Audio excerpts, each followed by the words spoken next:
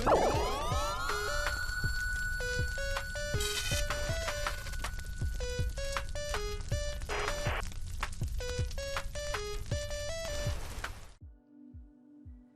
I'm Mike, and welcome to Retro Boost. It's finally time for me to dig into the RetroTINK 4K Pro. This has been a long time coming. I'm late to the party, which what else is new there? I'm late to every party. I don't even go to most parties. I'm too cool for them. That's what I tell myself. Timing was definitely weird with this one, because when I finally was able to get a 4K Pro, like 4 days later, is when it was announced that sales would be paused, a couple weeks after that date. So I got it like roughly 2 weeks before US sales were paused due to the inconsistency and changing nature of the tariffs and so on.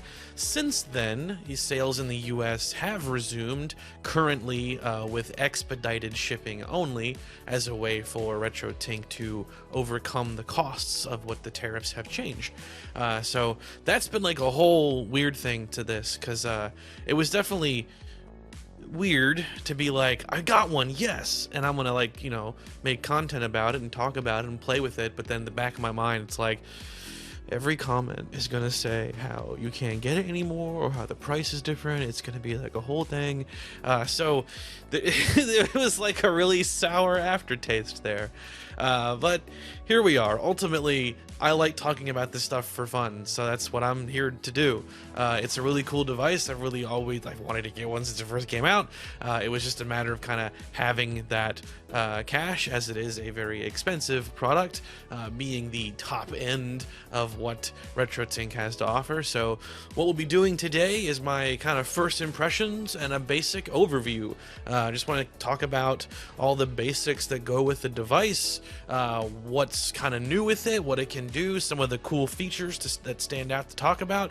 This is not going to be like a full-on technical deep dive, because that's just not my thing. I'm an enthusiastic consumer of this technology. I am not someone who has the skills to like create this stuff or things like that. I've always just been like a gigantic fan, and I love making videos, so ba-bam, ba-bam. And I never like say this in the videos, except for like maybe once or twice, but I'm not sponsored or endorsed by like any of this stuff. It's all just for fun. I think it's cool stuff, so I want to talk about it. So all that's out of the way. So let's start talking about the device itself. Let's take a closer look at the device itself. I like the overall more rectangular design. The 5X Pro was stylishly rounded on the top, but I think that this more minimalistic approach to the construction is pretty stylish, and I like it a lot. Similar to the 5X Pro, the bulk of the ports are on the back, with the exception being SCART is on the side, but that makes a lot of sense because of how SCART cables like to angle in when they're inserted, so makes sense. On the back side, there is a component input. We've also got VGA, which is new, along with audio inputs, 3.5mm analog, and an optical input. So interesting. We can now do some audio customization. Both of those ports have their own gain controls in the settings too, so you're not just, you know, tailoring your video experience, but you can also mess with the audio now as well before it goes to its final destination. There's also an HDMI input. It is a 1.4 port that caps at 1080p 60 under normal circumstances. That makes a lot of sense. 2.0 would be more expensive. A, it would only add to the cost of the device, but B, it doesn't really make a ton of sense to run 4K devices that are already, like, you know, a 4K compatible thing like through it. So I think that makes a lot of sense. And that's also a thing that I'm really excited to test, because that means we've now opened up the door for not just the kind of early HDMI era game consoles like the Xbox 360, things like that, the 720p era, but also existing HDMI based scalers, things like the CARBY, like GameCube video devices, things like that. You can now run into the 4K Pro to help further their quality up before they get to your TV. So that's really awesome. On the front side, there's also a dedicated composite RCA input along with S-Video. The other part of the front is the SD card, which the 4K Pro uses for like firmware and its profiles. And that's really cool right there too, because the 5X Pro, everything was internal. With this SD card, storage and whatnot is effectively made infinite. An SD card does come with the 4K Pro, along with an SD card adapter.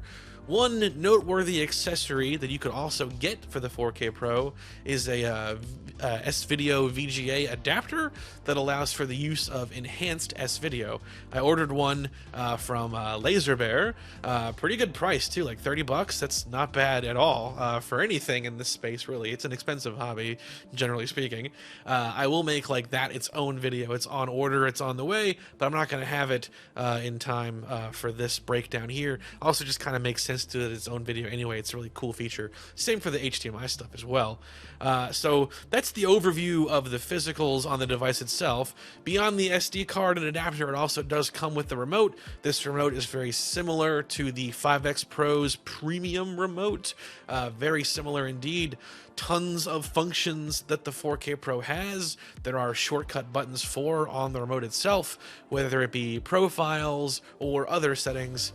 Very cool. The buttons have a nice soft push for them as well, so it's more comfortable to use than the more kind of clicky, imprecise-ish remote that the 5X Pro like defaulted with. That like sort of Roku type remote that it had. Definitely enjoy this remote a lot more. So there's the basics of the inputs and outputs.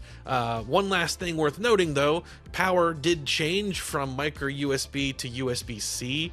That's fantastic because C is just more common to find, generally speaking, these days than micro USB is.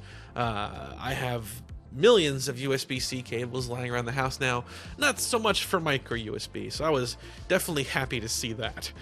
So there we have it, the basics of the physical side of it. So let's move on to talking about what's on the inside. Let's take a look at some of the new features and the on-screen menu itself, really. Much like the 5X Pro, the 4K Pro has an on-screen menu. A lot of stuff going on with it. The biggest new thing to point out, though, are the way that the profiles work, because this is different than the 5X Pro. With the 5X Pro, you'd, look up some recommended settings, apply them to your own device, save it to one of 10 profile slots. And then if you had more than 10, well, you got to overwrite one of them to suit your needs. So if you had like a huge console collection, you'll never be able to make profiles for all of them. It's not a bad thing necessarily, but what could you really do? Like, that was the limit. With the 4K Pro, everything's by the SD card now. So there realistically is no limit. I mean, like, obviously at some point you could fill up the storage or whatever, but it's really unlikely given that these are just like basic little text files. So now the profile situation is just off the chain. So the 4K Pro comes packed with dozens and dozens and dozens of profiles, lovingly crafted by many members of the retro gaming community. A big thanks to all of them, and I will do a dedicated call out at the end of this video because everyone deserves a shout out there. But to keep things moving right now, so there are tons and tons of profiles.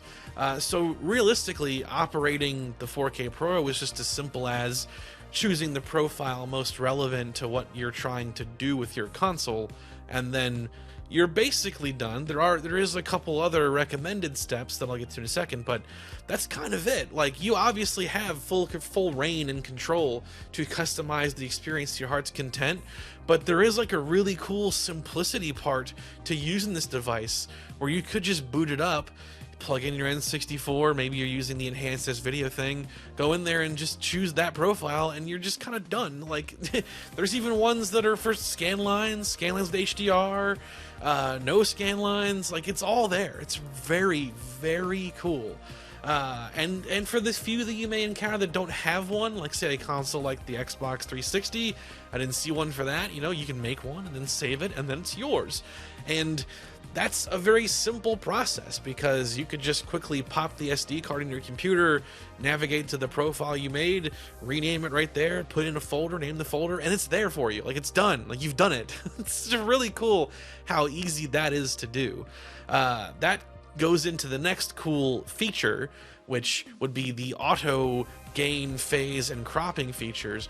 Really specifically gain and phase though. So let's say hypothetically you choose one of these pre-made profiles. The next recommended step would be to calibrate the gain, which the RetroTINK 4K Pro can do automatically now. Ideally, you'd want to use like a color bar test screen to do this, but as long as the game you're playing has pure white on the screen, you can run the auto gain feature. That would be your next step. Choose the profile, run the auto gain, at least for an analog source, not an HDMI one, and then you can save that profile anew, and then you have one that's tailored for your exact console. Similarly, you can use auto phase to determine the right input phase. Most of the profiles will already have that part figured out, but you could run it if you wanted to. Auto phase also continues to run in the background and will adjust even if the game is changing its resolutions, like ones that do that when they pause the game and the pause screen is different than the game resolution. Phase sees that and makes those changes. That's really cool too. But the auto gain, the color auto gain thing is just a really cool feature that I really enjoyed because it can make a big difference. It was really cool to test that for all the relevant consoles I could. So that's very cool. Auto cropping is also very nice. Again, the profiles will have that part kind of figured out for you, but if you wanted to go through and crop everything to your heart's content, the auto cropping is nifty because it grabs onto the edge of the game screen, grabbing onto that where it thinks the black portion is starting, the black kind of dead space, and that's what it'll use to crop accordingly from. So just make sure that you're not doing that on like a super dim or dark moment in the game when you go to do that. Just worth noting. Last other new nifty feature is black frame insertion. This is one that unfortunately I don't think I can do myself. I definitely couldn't capture it. It just would not work with my capture card at all. But black frame insertion is what it sounds like. It is a motion processing technique that inserts black frames. For the 4K Pro, it's gonna only be compatible with 1440p and lower. Can't do it at 4K output. So you would choose like 1080p 120 or 1440p 120 as output resolutions from the 4K Pro, and then that enables you to then go and play around with the black frame insertion feature.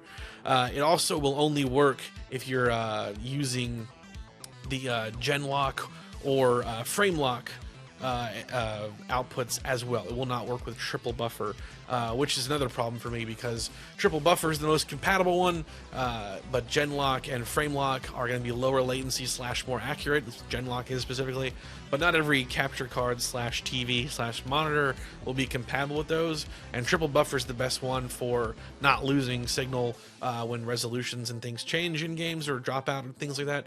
Anyway, so black frame insertion will then take like a 60 hertz signal and insert a black frame to effectively make it a 120 output, and that is like a different way of doing motion fluidity, and it's really great for CRT emulation because of how the picture like dims when it does this specific thing. So worth trying out if you have a screen compatible with it. It reads as intended for like high frame rate monitors, but there are TVs that can do it as well. I just unfortunately was unable to do it myself because my capture card loses picture entirely when that feature becomes active, so I was not able to capture it. I could do the 120 outputs though. It is a pretty cool prospect to have higher frame rate output modes though. 1080p 120 and 1440 120 are very interesting. So if you don't have a 4K screen or just don't want to use that and you wanted more frames, bam, there you go. That's very cool. So there's some basics there. Let's continue to some more of the new features. Beyond the features that I've mentioned so far, there's also a pretty robust color correction suite that again allows you to tailor the color experience to your heart's content. There are a number of profiles you can just select, but you can also tune it separate of that as well. Again, like it's like, dang, it's like a real playground, this thing. Like the 5X Pro I thought had a ton of stuff going on, and then the 4K Pro entered the room, and you could probably spend hours just just going through this stuff. Beyond the color correction, or rather something to partner with it even, are the Scanlines.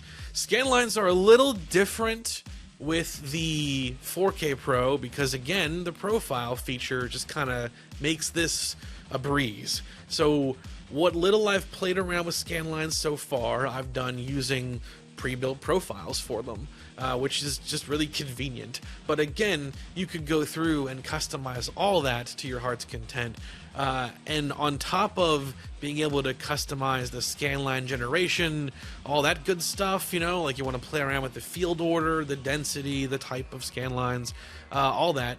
There's actually like a mask creator now, so you can like customize and create a CRT mask that'll go over the scanlines. Like, God, for people that like that part of it, it's really cool how that just continues to get more advanced. How far it's come since simply being able to toggle like the equivalent of exponential scanlines on like the 2X Pro and stuff, and now here we are here where there's all this stuff, HDR injection, customize and like build your own masks. Like, that's crazy. But for me personally, I love that there's just a profile for all the major ones, with or without HDR.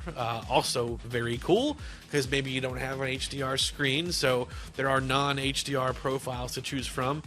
Using an HDR one, though, is going to give you like a much brighter overall image, which helps overcome the take away the dimness that the scanlines will inherently introduce, but it also just adds more of that CRT flavor to it, having that feature. So very cool stuff there. There are far more things. Like I think I could probably spend 2 hours taking you through like every single thing, but number one, I don't want to do that because this is me just going over like the basics and things I wanted to call out. Number two, doing like a super nitty-gritty tech breakdown just isn't my identity, like isn't like what I do on the channel. Like, I want to talk about the basics so you get, you know, how it works and things worth knowing, but I am not like an engineer. I would be speaking outside of my own expertise if I were to like download some script or something and start just reading off like, oh yes, this is where the hydroxidin differential comes into play, be careful to compensate. Like, so yeah, I just want to like make that very clear. I am an enthusiastic consumer and I like making video content, so the two of those together results in the content that I've made thus far. But I do not want to speak outside of things that I don't know. And you're like, well, what about like black frame insertion? Actually, I do know about that stuff for my theater, premium theater design days. Like, those features like HDR, black frame insertion, etc.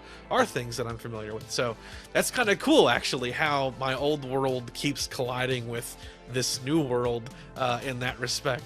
But one last really cool feature that is easy to miss or underestimate or not think about: the sleep timer. I think that having a sleep timer is fantastic because I get a lot of power outages in my area, and when the power is restored, devices like the 4K Pro, the 5X Pro, other things in my console rack will automatically turn on.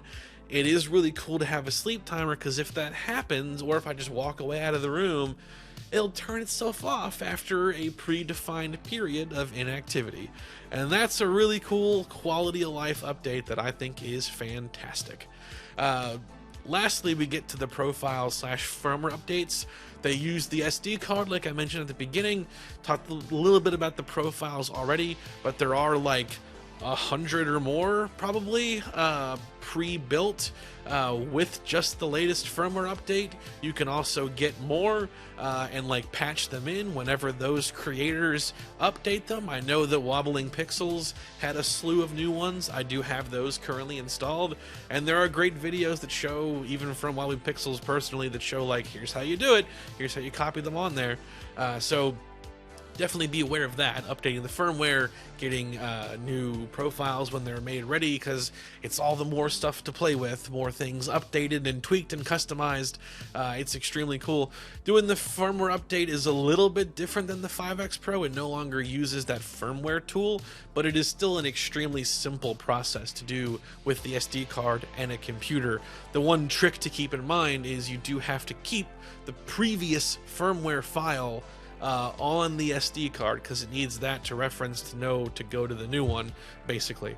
So don't delete that. I made that mistake initially and had to kind of reset everything. So keep that in mind. Otherwise, though, the process is very simple once you know that part.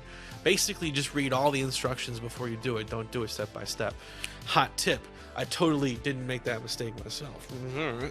So, yeah. And I think that kind of covers the basics. There are, like I said, a million things that the 4K Pro does. So now what I want to do is set the stage for showing games in action from basically all my consoles I can. But let me preface that with some information first. So first, let's talk settings.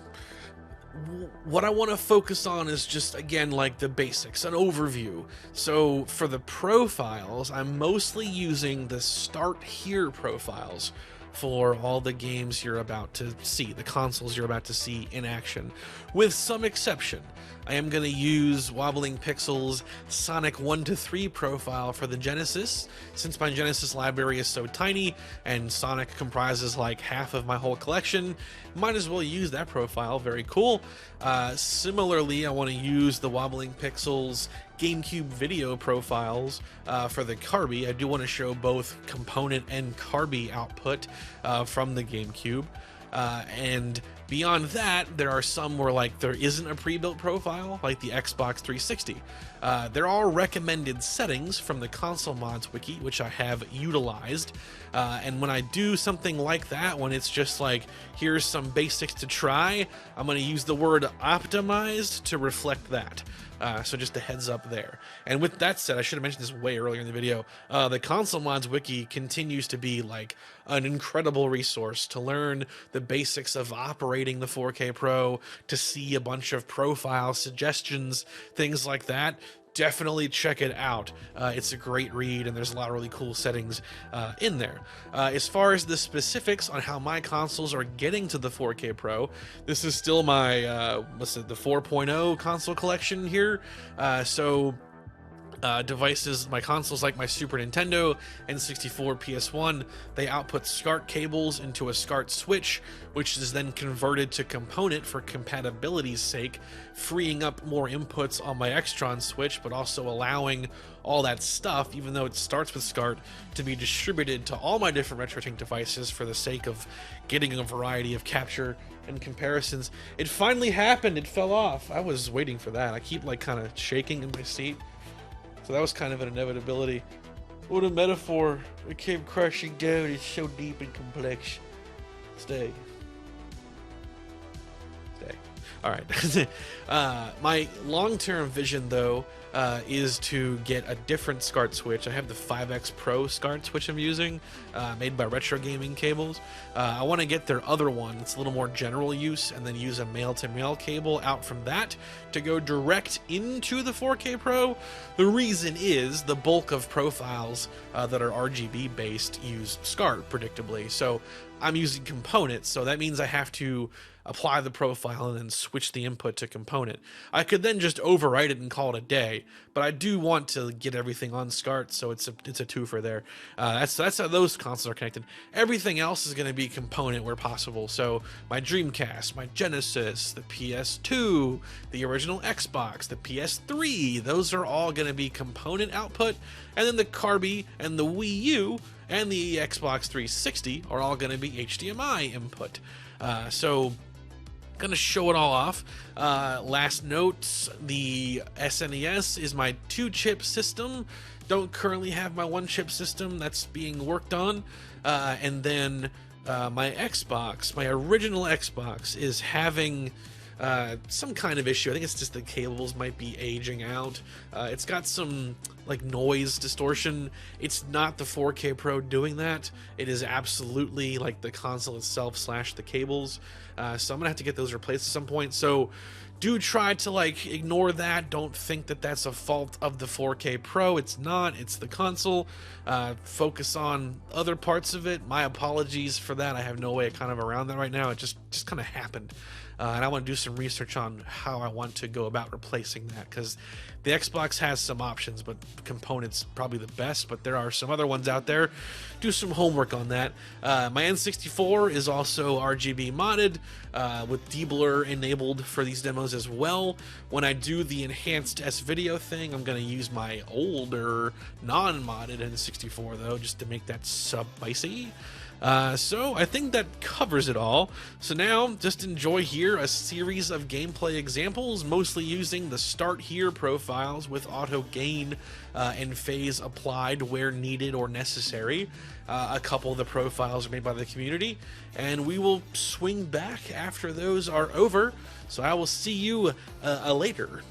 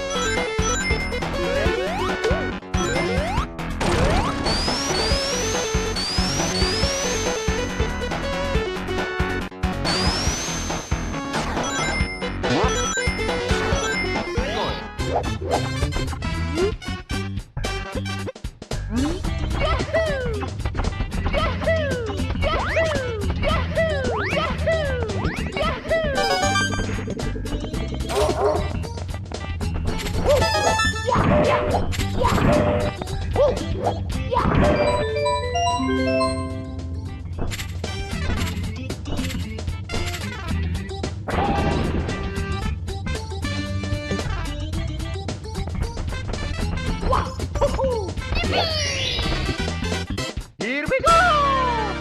Hey, go!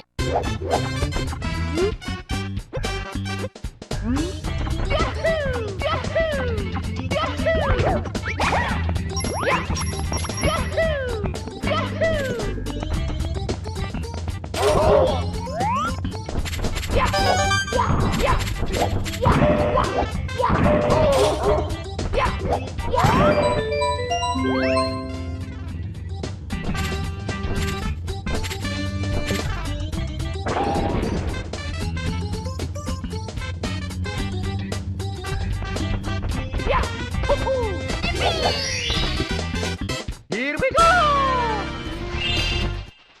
Ah, you must be the dragon everyone is talking about. Well, dragon or not, I'm afraid there is a small fee to open the bridge. It will cost you 100 of your gems to cross.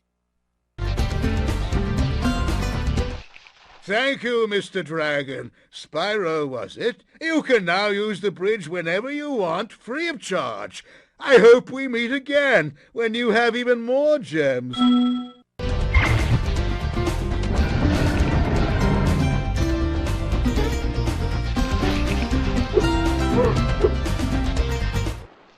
To get a good look around, hold down the triangle button. Try using triangle to look around this cave.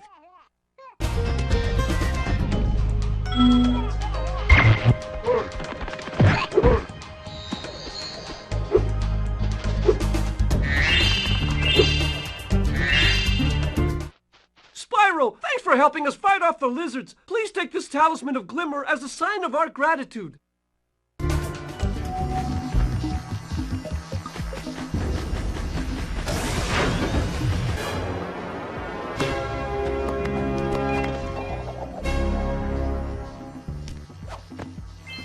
Good work. The Blue Eco caused the door to open. With Blue Eco, you can breathe energy into all kinds of precursor artifacts that have lain dormant for years.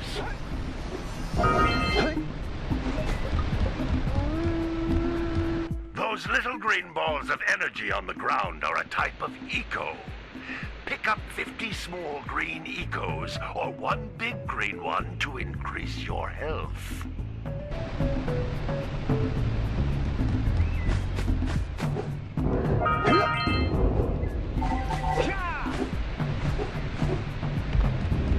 You can jump once, then jump again in the air to reach even higher ledges.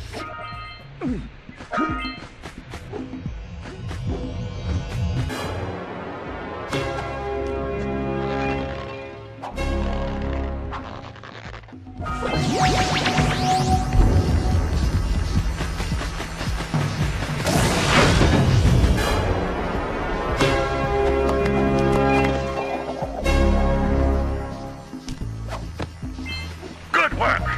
The blue eco caused the door to open. With blue eco, you can breathe energy into all kinds of precursor artifacts that have lain dormant for years. Those little green balls of energy on the ground are a type of eco. Pick up 50 small green ecos or one big green one to increase your health.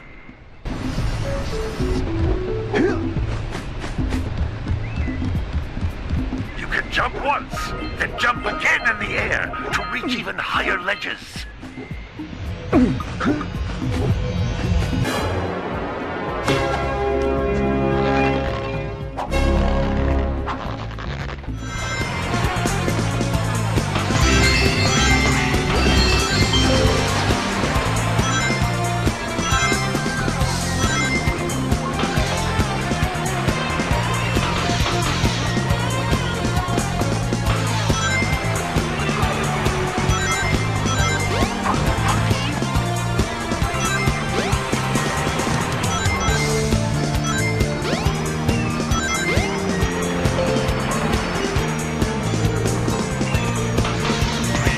Jump on panel number 1.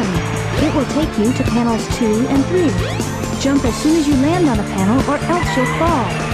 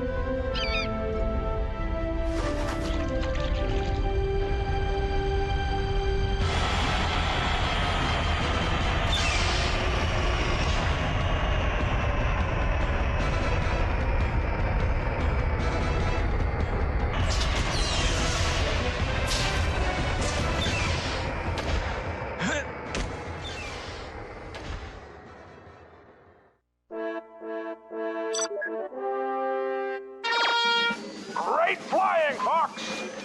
For a moment, I thought you weren't gonna make it. Very funny, sir. I know. Now, on to business. By pressing the start button, you will open your communicator. Choose who you wish to speak to, and then press the A button to contact one of us. Each team member will give you different information.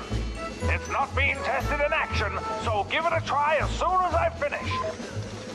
And don't forget, you're looking for the Queen Earthwalker. Try talking to those Thorntail guys. Slippy is preparing a translator device, but until it's ready, he'll translate for you. Okay, General. But what about a weapon? Why couldn't I bring my blaster? It's always the same with you, Fox. Shoot first, ask questions later. This mission is about saving the planet, not blowing it up. It requires a different tactic. Try using your head. Yeah, very funny, sir. Fox out.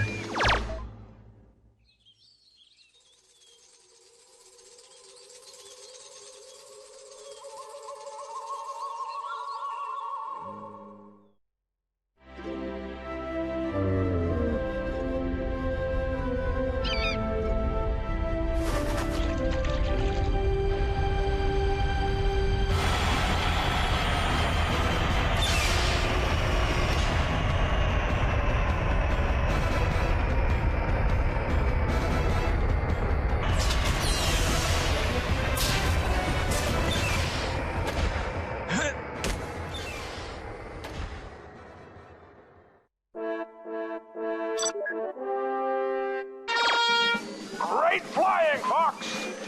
For a moment, I thought you weren't gonna make it. Very funny, sir. I know. Now, on to business. By pressing the start button, you will open your communicator.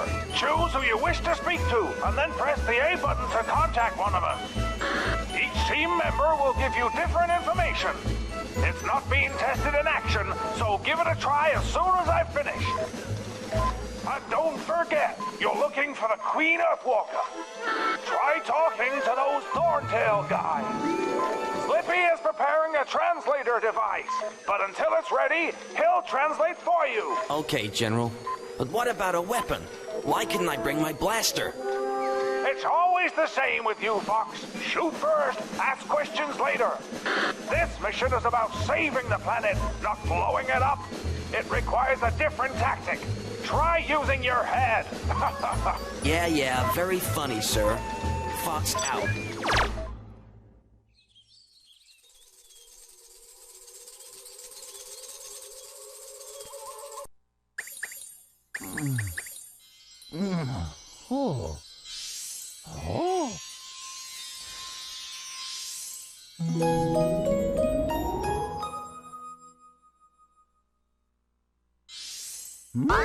Yeah.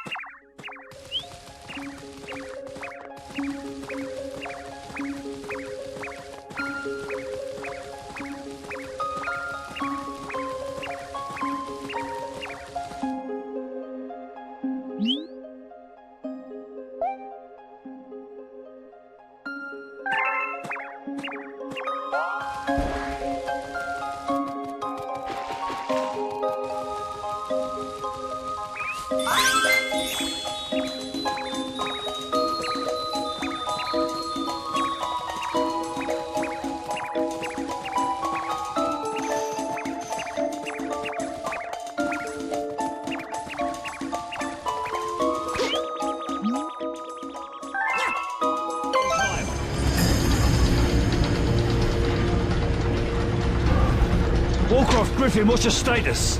Already in the helicopter, sir. Enemy aircraft inbound. Shit! Bravo 6, come in. Bravo 6, what's your status? Shit! What the hell happened? The ship's sinking! We've got to go! Now! Bravo 6, come in, damn it. Big Bird, this is Bravo 6. We're on our way out. On your feet, soldier! We are leaving! Get to the catwalks! Move! Move your asses! Come on, let's go! Back on your feet! Let's go! Watch your head! Go! Keep moving! It's breaking away! Come on!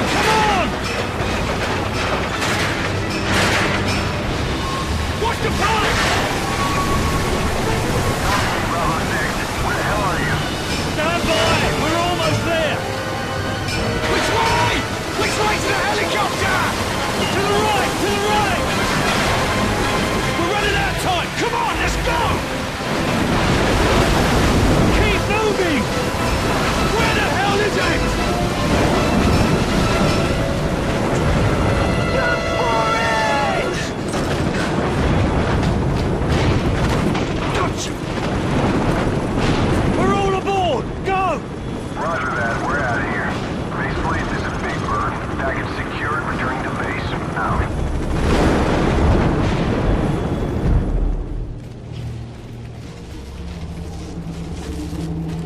Check your ammo.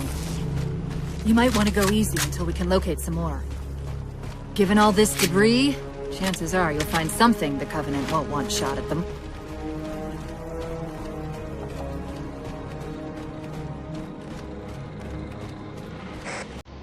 I'm picking up a faint transmission on the high band. Covenant? I don't think so. The pattern's different. I'll try to triangulate its position.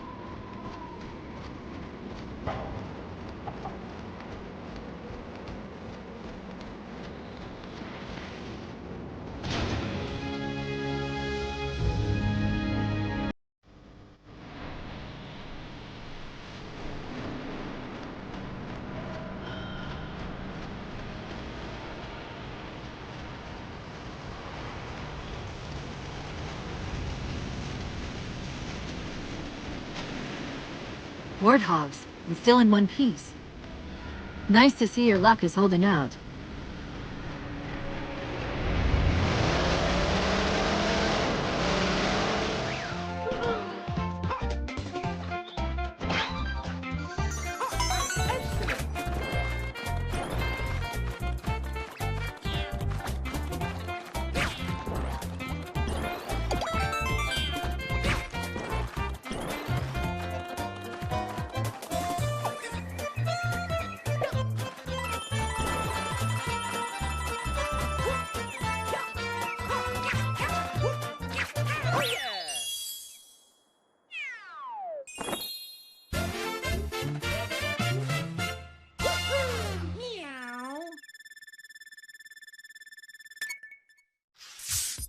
I would say overall my first impression is a very good impression. Out of all the consoles I've played with so far, as strange as this might be, the ones that have impressed me the most versus other devices and other scalers I've tried in the past, so the 5X Pro kind of mainly, the Wii and the PS3 I think look really fantastic. The Wii, I used the 480p patch via USB loader to launch the game, and the PS3 is using Component, and that was the 720p output, and they look really, really damn good out of the 4K Pro. I was extremely impressed, and that's not even using like specified profiles. It's just the start here for the Wii, and nothing special really for the PS3. It was just like the recommended stuff off the console mods wiki. Would have used HDMI, but the PS3, unlike the 360, has HDCP built into it, and that won't work into the 4K Pro without trying to get rid of that some other way. So Component became the next best solution, and it's a good solution too. I'm a big fan. The other consoles all looked great. Super Nintendo, PS1, very, very clear when using superior cables. I do look forward to testing the enhanced S-Video with consoles like the N64 specifically. Get to that one day. Funny enough, the part actually arrived as I'm filming right now, so that'll be kind of my next focus area, in addition to some other planned stuff. When we move to consoles like the PS2 that are interlaced, definitely want to play with that more, but what I'm seeing here, I still like. It's very stable. That was the only 480i source out of this whole batch, but I don't know, like out of context, I don't even think it looked that different in terms of its actual just like stability and how it's doing the deinterlacing. I think looked pretty fantastic. And there are a lot of profiles for the PS2, so I'm sure I'll keep playing with those and I'll find one that I really, really like. Original Xbox, very similarly, was very clear as well. Big fan. That one, the Xbox original and the Xbox 360 both are consoles that I feel like I also have to play around a little more with the RGB output settings in terms of the color space, whether it be from the RetroTINK itself or messing with like the console settings some more with the 360.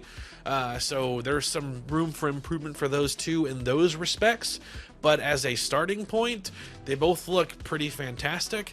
In regard to the 360 and the Wii U and other HDMI devices, I do want to play around with comparing those, like native HDMI output versus HDMI through the RetroTINK 4K Pro. That might be a content thing I do at some point as well. Also other stuff too, like the Retron 5 I think is worth playing around with as well. Didn't do that for this video though.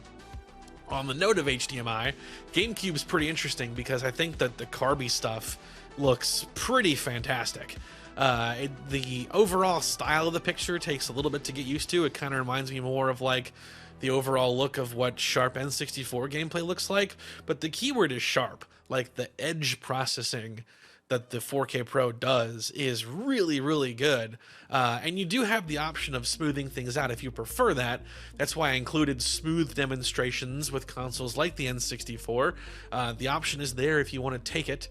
I also have played around with smoothing for the Wii and like it quite a bit. Same for the PS2, although I think for the PS2 I prefer sharp.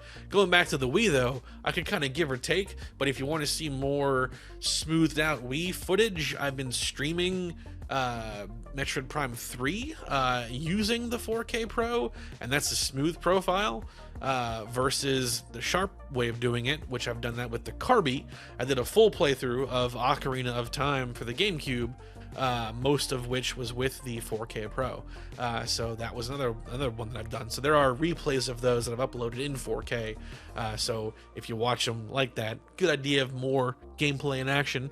But overall, I am very happy with this and look forward to continuing to play around with it, dive a little deeper into the Scanline side of things, play around more with the HDMI stuff. I look forward to doing enhanced as video.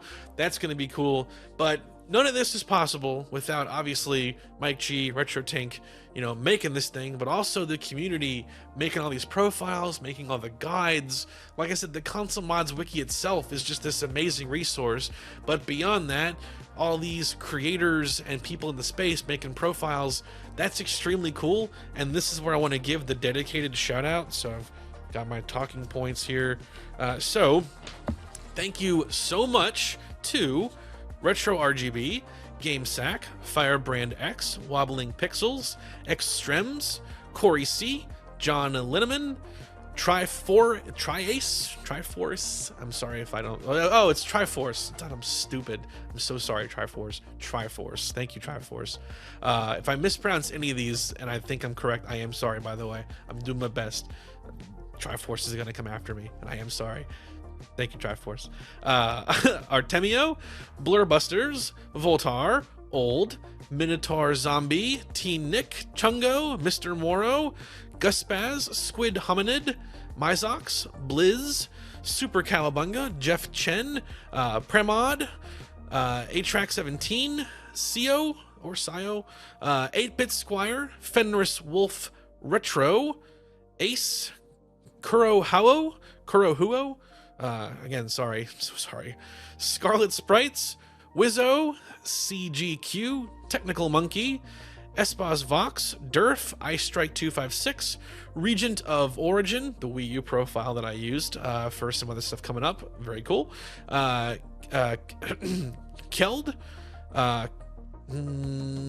Kobuk. I want to make sure I get them right. I don't want to just fumble through them. So I'm sorry again. Oh my god, I'm terrible. Slaps, Kebabs, and of course Mike Chi. So thank you to all of you guys and future creators who weigh in and contribute profiles, settings, and suggestions. It's a niche community, and it's really cool to see so much passion, creativity, dedication that goes into like the direct operation of devices like this. It's incredibly cool, and everyone on that list has my sincere thanks, because this wouldn't be happening without all you. I've always been a big retro gaming fan, and I didn't even know that any of this technology existed until after it had been out for a while, and I would have been like super hyped to jump in if I'd known about it sooner, which was part of an inspiration for making this content, because I hope that with every video I make, one person who, like me, didn't know it existed now knows it exists. And the credits listed on the 4K Pro gave me a unique opportunity there to shout out all of these individuals personally in the video right here, right now. So again, thank you so much, everybody. And if I mispronounce any of your names, I am sincerely sorry. I did my best there reading over them both before and during here. But, I'm dumb sometimes, so if I made a mistake, I do apologize, but also thank you sincerely for y'all's hard work and dedication. I will do more videos down the line that go into more of the specific profiles that many of these people have made. Might be cool to do like 3 or so game consoles at a time, just like showing a lot of the profiles off. That could be fun content to see in action, so we'll do it because this one was mostly the Start Here stuff. But yeah, very cool, very cool, very cool, very cool, very cool, very cool. I am happy and excited to continue messing with the 4K Pro. Again, thanks everyone so much for the work that you've contributed. It's extremely appreciated, and I will see you all on the next video.